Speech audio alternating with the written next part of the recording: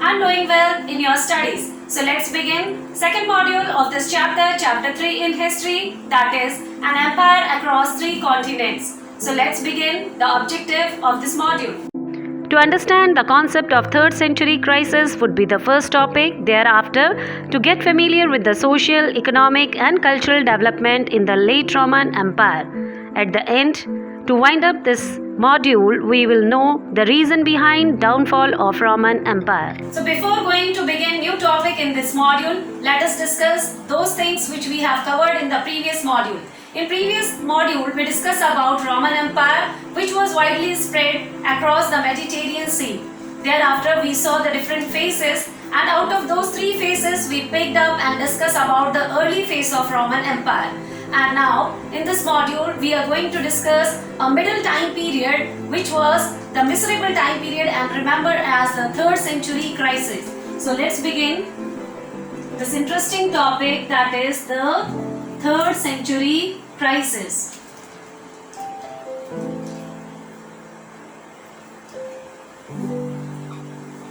Here, why this 3rd century crisis is named? Because 1st and 2nd century time period was very peaceful and prosperous for the people of Rome. Because of Augustus' age, lot of beautiful and wonderful development took place. Now, what were the reason behind 3rd century crisis? Let us see those. So as we know, for around more than 25 years, a kind of civil war was going on in Roman Empire.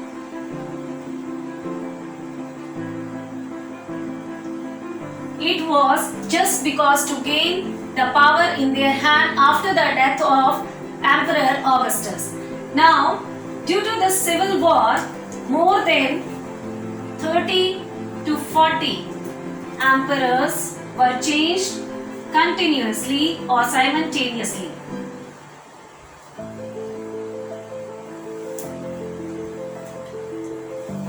Due to this, the political instability arose and outsider invaders, they felt that this is the situation where we can put attack upon them and can gain the entire power of the Roman Empire. As a result, we find that external invaders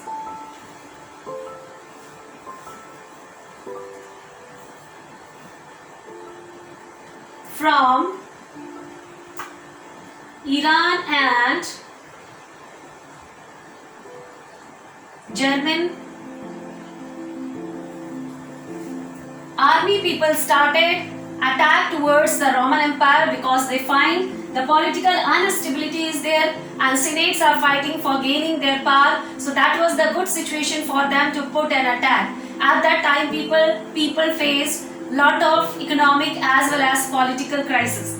Now, apart from all these, Roman Empire, they faced in the 3rd century a very pandemic disease, that is plague.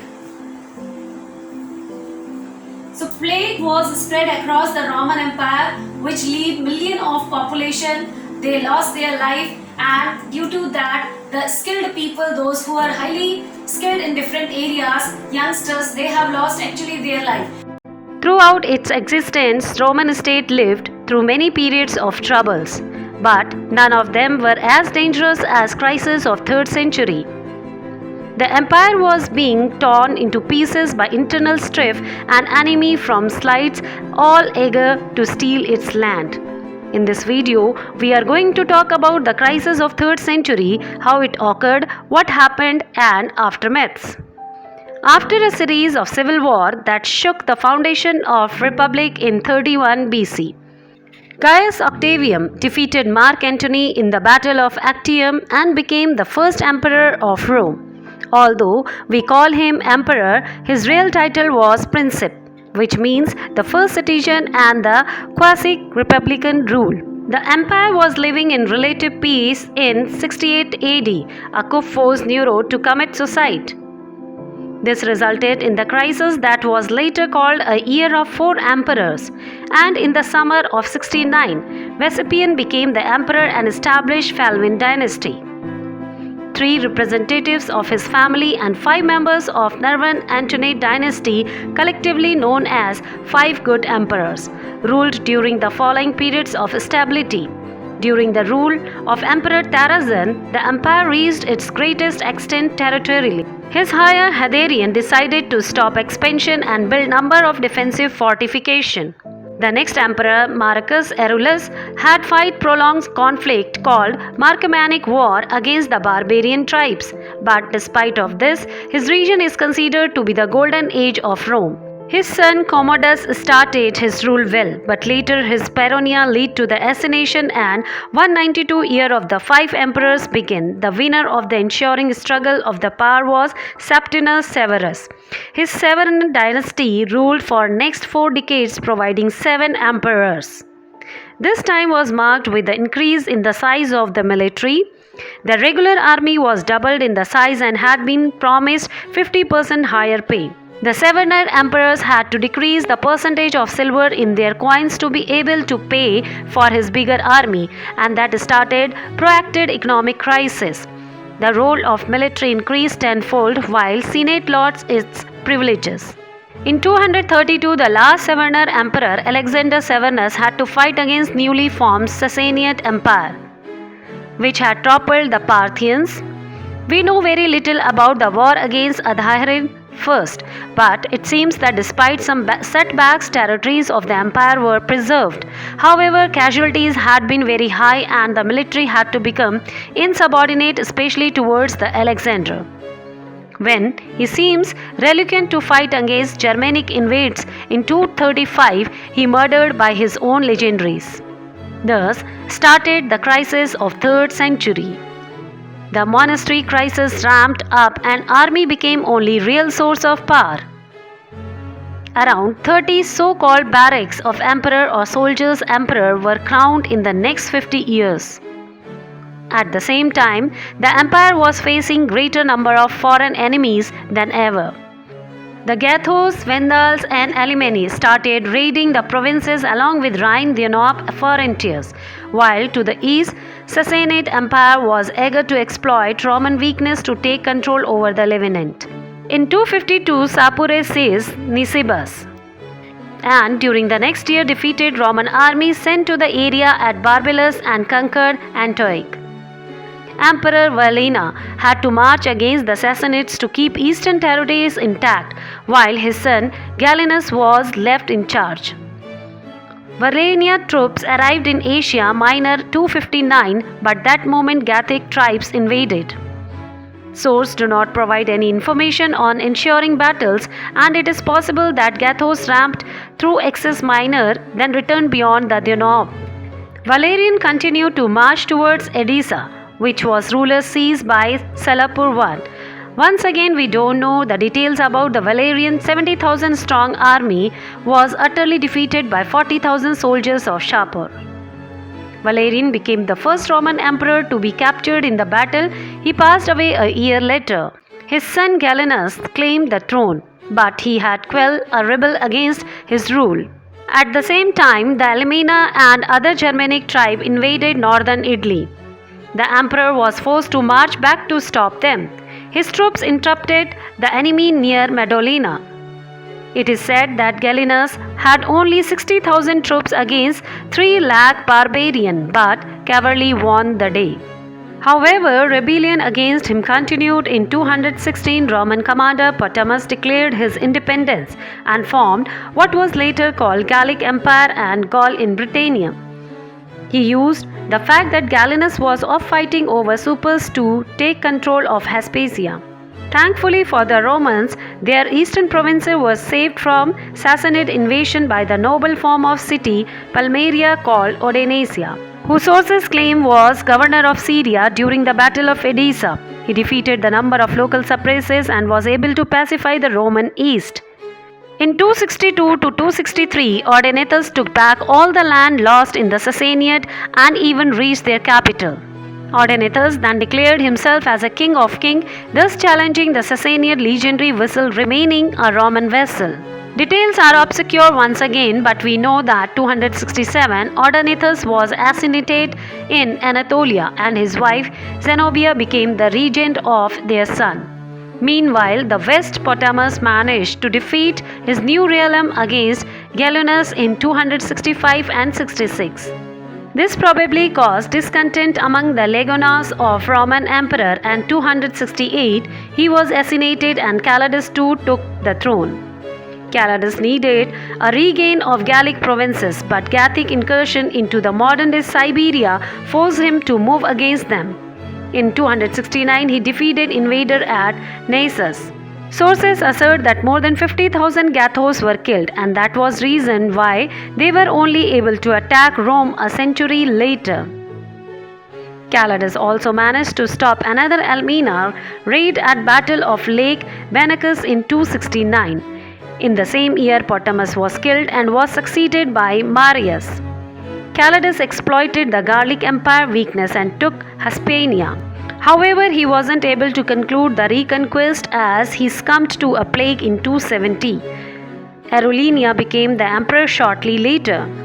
In East, Zenobia decided to take advantage of Calidus' death and declare her son as emperor.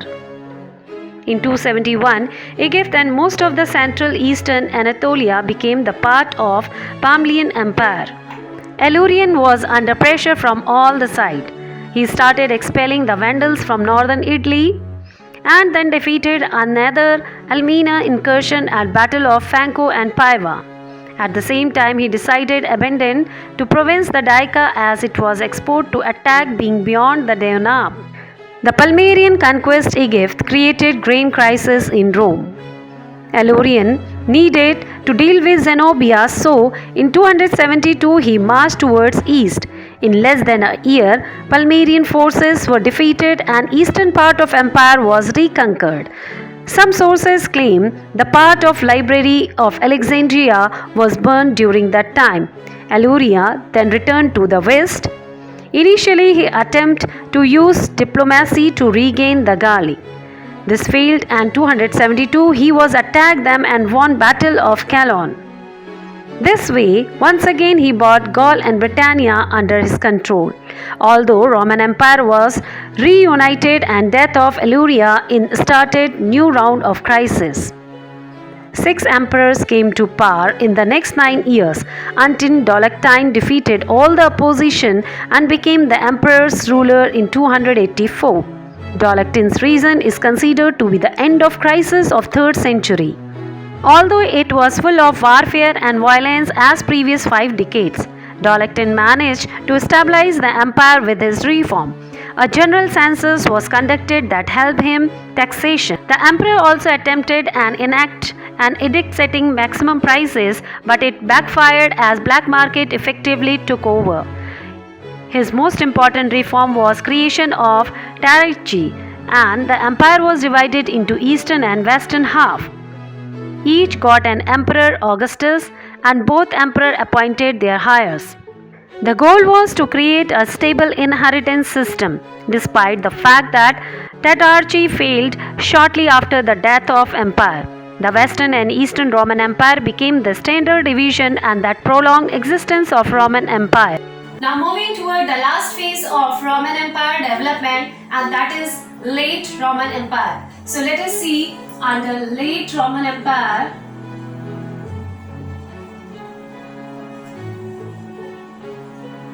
what type of development took place. So let us see first of all the scene of society or the social division.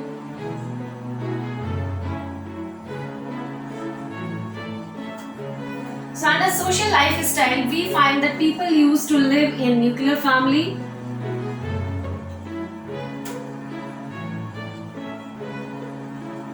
And there was a trend that after marrying, the eldest son do not used to remain with their parents. Means adult or eldest son after marriage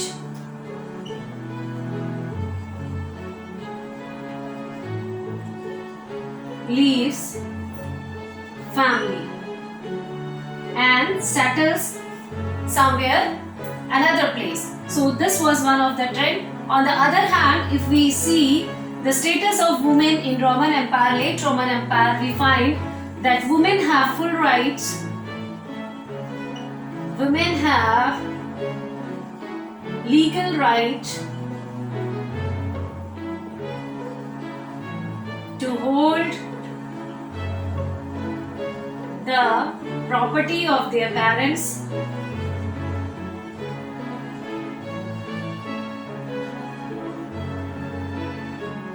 after marriage. So this was something unique and wonderful feature of Roman society. Thereafter, we find that in Roman Empire, this divorce was also very easy.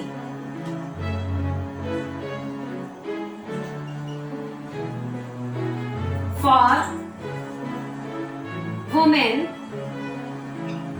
within a single note, they can go for the procedure of divorce. Here, the society basically in Roman Empire, later Roman Empire, was male dominated. Women have more power than men. Now here one more thing we find that women were being tortured so badly. Why? Because men have a kind of greed that the property which women were holding after marriage, their parents' property, they want to hold that property for themselves. For that purpose, they used to ill-treat these women. So that was the trend later on, around 18th and 19th century. This the property right of women was also changed in Roman area.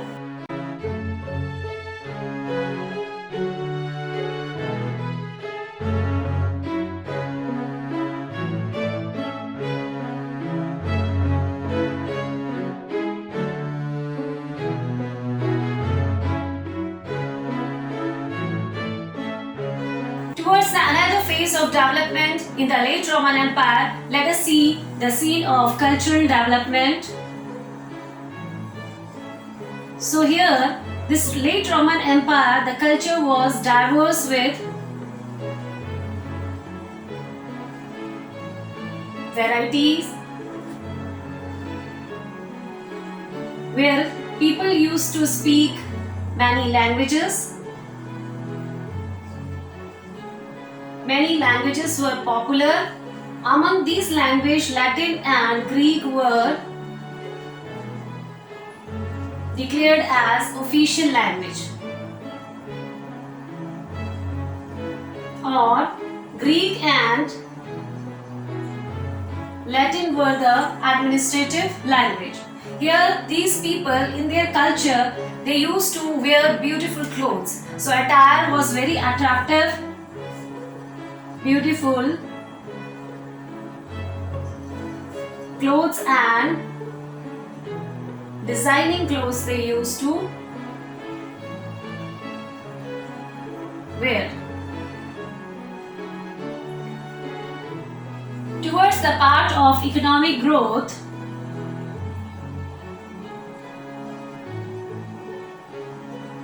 we find that trade was widely promoted by all the rulers. All the rulers or emperors promoted trading in their time period. For that, they introduced coins. They introduced coins for trading the material in the mode of exchange, and these coins were silver as well as gold. Then we find these Roman people during the late Roman time period, they were literate and have wonderful skill of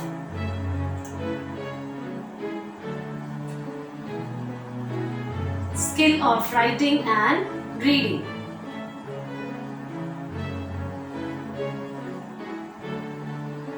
As we know, this Roman Empire was diverse with several languages, but Greek and Roman, these two languages were the official language or the administrative language, which were very popular. Apart from this, we find towards the economic condition, we find trading was very popular, and the trade of olive oil and wine.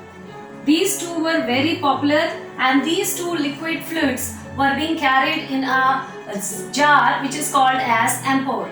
Now here we find several amphore towards the excavating site.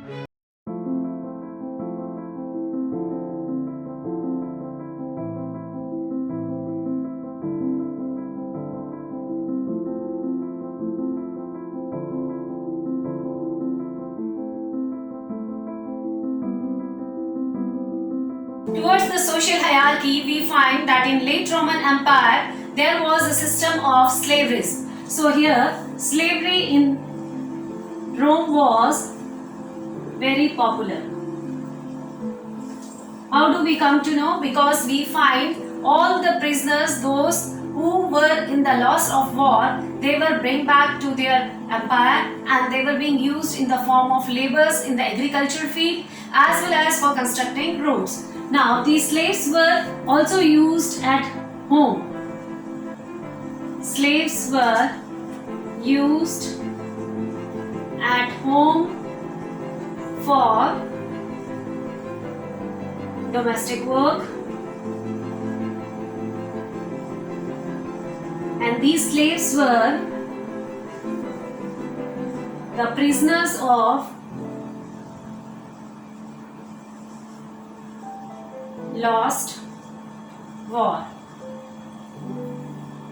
and they were being humiliated by the senates and other people. Here one more good thing was there, when they used to work in any area like in making or construction of roads or at home, they were being paid salary. They were paid wages, whereas others were humiliated.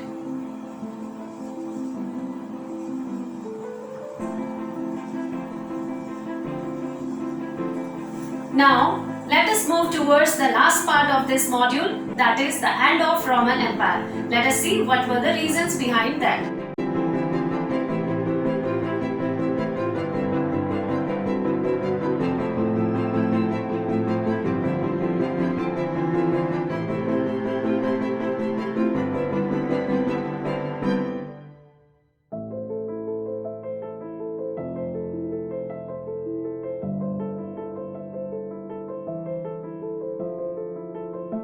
So that's all in this module, dear children. Soon we are going to start up new chapter in history, that would be chapter 4. Till then, stay happy, stay tuned. It's time to do some questionnaire. First question is, what were amphorae? A type of army, a type of container, a type of district administrator, or none of these? Next question is, which one of the following is a river that forms boundary of Roman Empire? Mekong River, Rhine River, Amur River, or Yangtze River? Last question is, Roman ruler Dash, who considered as leading citizen only to show that he was not absolute ruler. He was Augustus, Constantine, Gallienus, or Tiberius. Answer all these questions in comment. Thank you for watching.